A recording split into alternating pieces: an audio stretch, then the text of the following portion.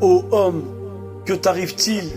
Tu reconnais que le diable existe, qu'il fait le mal dans le monde, mais tu oublies l'armée d'hommes et de djinns qu'il possède.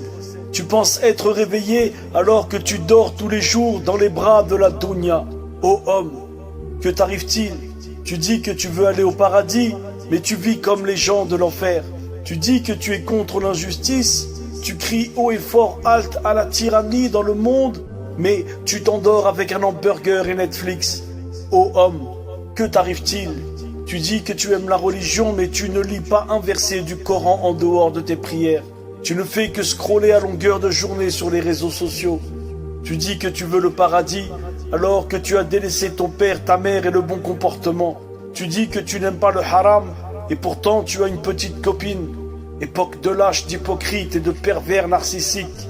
Soit tu es un allié du bien, soit tu es un allié du mal. Arrête de jouer, il n'y a que deux camps, alors choisis. Réveille-toi, musulman. La vie terrestre t'a ébloui. Les Porsche, les Lamborghini, tu en rêves plus que tout au monde. Combien sont-ils? Un nombre incalculable de gens qui ont les moyens de faire la Umrah. Une simple Umrah à 1000 euros. Combien ont dépassé ce chiffre en centaines de milliers d'euros? Ils ont des pavillons à 400, 500 000 euros. Des véhicules à je ne sais combien d'euros. Des iPhones à 1400 euros. Des vêtements, des montres, un confort très appréciable. Et pourtant, ils n'ont pas envie de donner 1000, 1500 euros pour accomplir une simple Umrah. Pour eux, il y a plus important à faire. Qu'est-ce que tu crois? Tu crois que Mecca, c'est le Moyen-Âge? Ne t'inquiète pas, c'est bien plus moderne que tu ne l'imagines. Réveille-toi, musulman. Qu'est-ce que tu t'imagines? Tu t'imagines que le trajet de l'aéroport à la Kaaba se fait à dos de chameaux?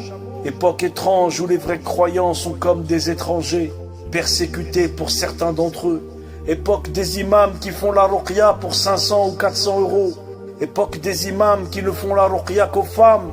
Allez savoir pourquoi. Époque des imams avec un gros ventre et de belles voitures. Époque où certains responsables des mosquées volent l'argent pour acheter des pelleteuses au bled.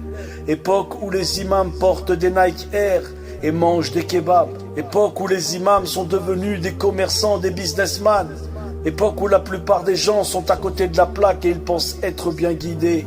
Mais non mon frère, il faut positiver, il ne faut pas être négatif. Par Allah, les compagnons étaient plus pieux que toi, leur époque était moins grave que la nôtre, et ils pleuraient, et ils étaient inquiets. Et toi, tu viens me dire, non mon frère, tout va bien, positif. Réveille-toi, musulman. Époque où les croyants sont pris en otage par des imams égarés, amoureux de la dunya, ou endormis pour la plupart, comme le sort d'une sorcière qui envoûte la masse. Une fumée ensorcelée qu'ils reniflent et ils se sentent apaisés. Ils jouent tous les révolutionnaires derrière leur clavier. Vive les peuples opprimés, vive les peuples opprimés. 2 heures après, ça rigole autour d'un bon thé. Époque de lâches, d'hypocrites et de pervers narcissiques. Détestez-moi, par Allah, détestez-moi.